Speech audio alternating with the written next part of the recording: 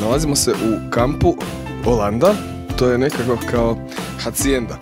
Prekrasan mali svijet za sebe. Evo sad će kolega pokazati šta tu sve ima. Jednostavno prekrasno, ovoga to ima u Salzburgu taj svijet u minijaturama, a mi smo došli tu zato jer je tu kamp gdje obitavaju obitelji, odnosno djevojke od naših igrača. Svako će protumačiti na svoje, a mi idemo dalje.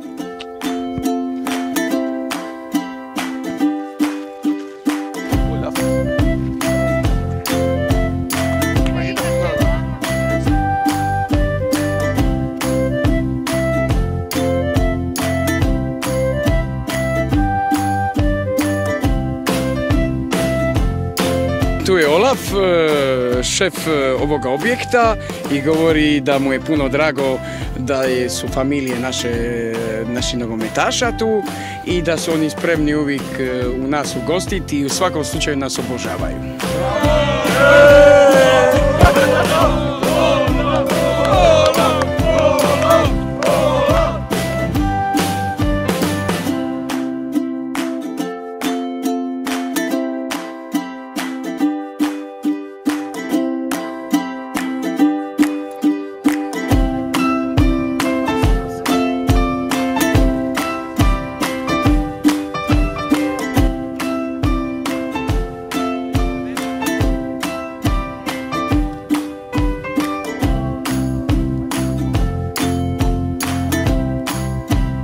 Generali patrola do gola ponosno predstavlja Anamarija Vasanović, našu dizajnericu usponu.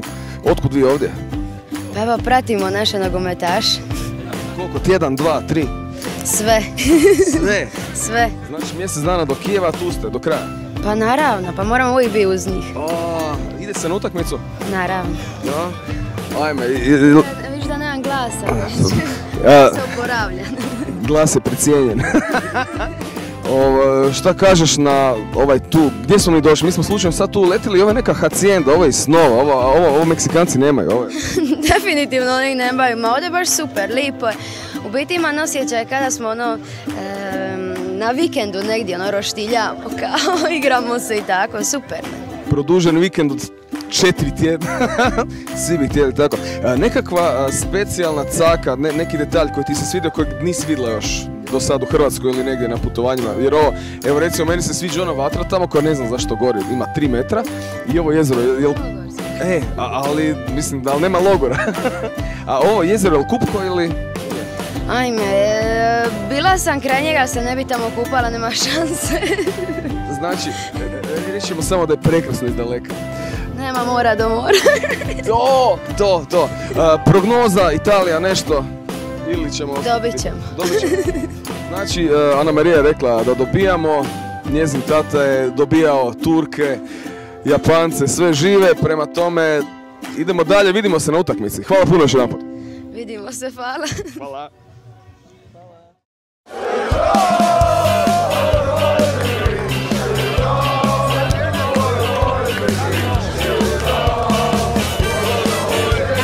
Nalazimo se na glavnom gradskom trgu u Poznanju gdje je poprilično ludnica, pa idemo malo izvidjeti noćni život.